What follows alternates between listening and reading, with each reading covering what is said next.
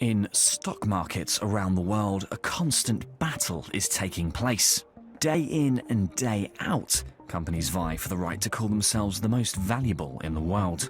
Tech giants Facebook and Microsoft often find themselves as one of the 5 most valuable companies in the world. But for the past 5 years, it was Apple who could be found sitting pretty at the pinnacle of the financial world. That is, until very recently.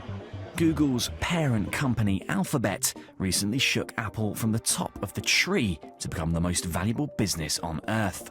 And Apple's fall was partly its own fault, as the company recently announced its first drop in revenue in 13 years, suggesting its long period of exponential growth may be coming to an end. Ian Sherr, technology editor at CNET, puts this down to one thing: the iPhone.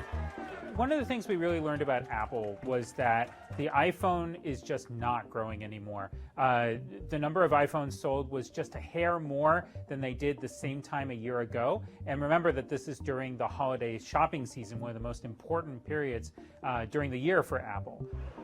Historically, Apple has made most of its money selling iPhones. In 2015, they sold 231 million handsets and made $154 billion in revenue, twice as much as all their other products combined. That said though, shipments of iPhones are at their lowest since its launch in 2007. But why? Some people believe it is saturation, that as many people who would buy iPhones have bought them.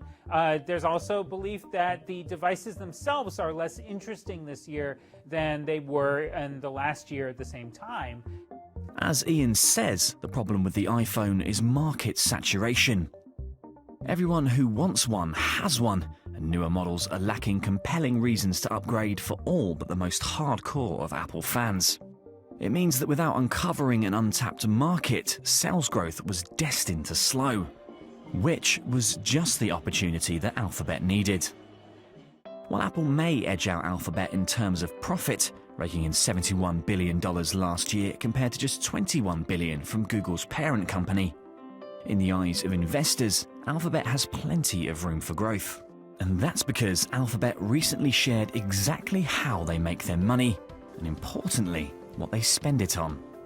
Like Apple, most of the company's money comes from just one source. In fact, advertising on Google's search results makes up 90% of Alphabet's revenue.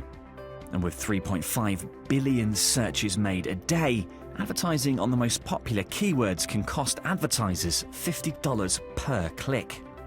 But perhaps the biggest revelation was how much Alphabet spends on research and development. Back when the company was just plain old Google, they were known for their moonshots, far-fetched, future-facing projects.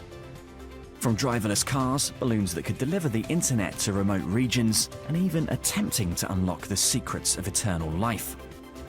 Alphabet revealed that last year they spent $3.5 billion on these sorts of developments, even though they don't turn a profit. However, the mere fact that they're clearly thinking so far ahead of their peers was enough to up their value.